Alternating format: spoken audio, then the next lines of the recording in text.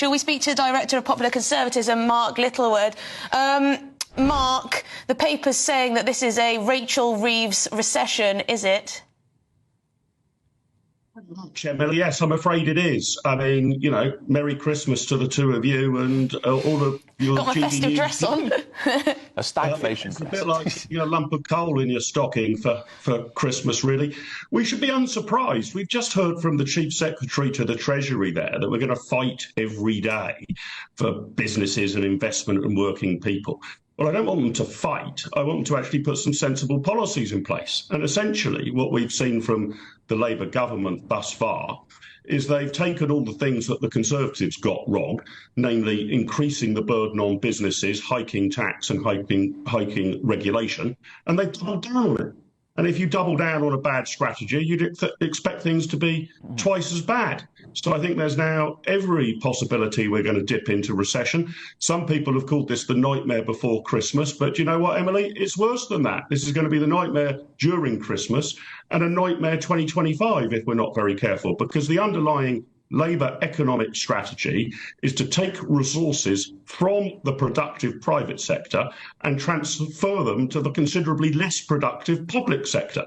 And if you do that, growth falls. And that's what we're witnessing. And there seems to me no sign that they are going to pivot away from that strategy. So all things equal, things will only get worse, I'm afraid. Well, Mark, over the weekend, Rachel Reeves did seek to reassure the public, saying that this economic turnaround will take some time. But I thought it was very interesting that she used some of her spaces in the weekend papers to take on reform, saying that Nigel Farage hasn't got a clue.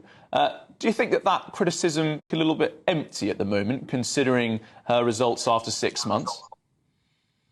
It shows that the Labour Party are worried about the rise of reform, and rightly so. I mean, my understanding, I'm not a member of the Reform Party, but my understanding is that their broad thrust of trying to get growth going would be to reduce the size of the state somewhat and lower taxes and the burden on business. And I would say that is broadly the right recipe. You might want to go line by line through their particular policies, or those of the Conservative Party who are still developing their policies under Kemi Badenoch.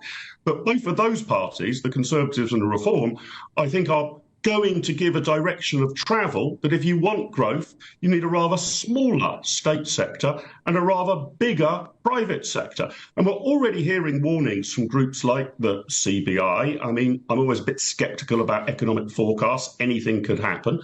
But they were expecting the private sector to be somewhat strangled in the weeks and months to come, that hiring is, basically grinding to a halt. Pay rises are unlikely because the burden on businesses is increasing. So it's very, very grim reading.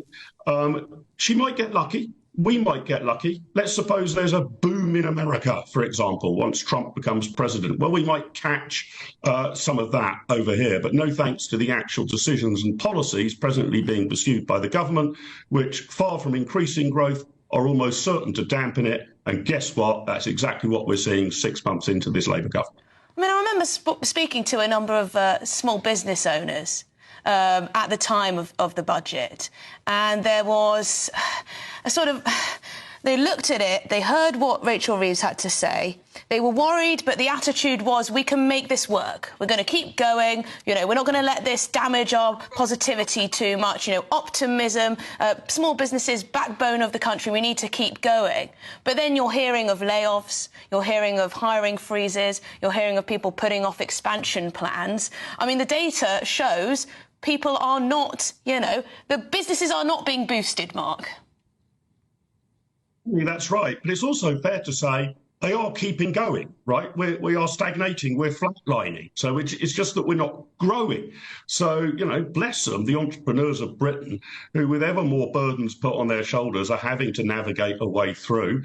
And I'm rather surprised that they're doing so at the comparatively good figure of 0% growth. I mean, I fear we'll be in negative figures before long. So the keep calm and carry on attitude seems to be working in the private sector as much as you can expect.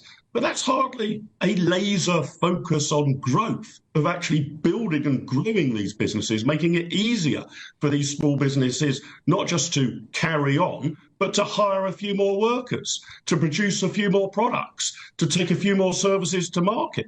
Not much of that's happening. We are just flatlining, and that is the opposite of a strategy for growth. And despite the fact that Labour ministers always mouth those words, you know, growth is, we're going to fight for it and all of the rest of it, it's all a bit skin deep, because when you actually ask them how they think they're going to bring it about, credible answers come there none. Mark, just very quickly, you mentioned how the arrival of Trump could lead to a boon in Britain as well. Is that through the so-called Brit shoring, this idea that because our salaries are so much worse than theirs, that a surging American economy will mean that bosses in the States will say, oh, let's get all our HR and legal work done in London where it's cheaper? It's not actually from any trade, just because we're essentially poorer than them that we benefit when they surge. Well, yeah.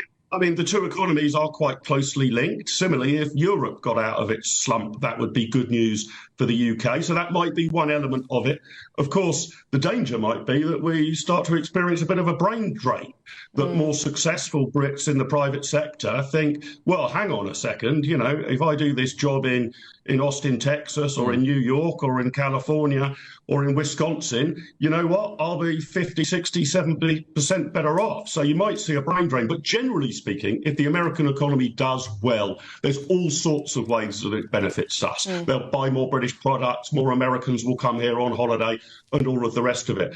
But, you know, if that does happen, it should be the Trump administration that we thank for that, not Rachel Reeves. But they might just catch a lucky wind. It's possible. OK, well, Mark Littlewood, thank you very much indeed.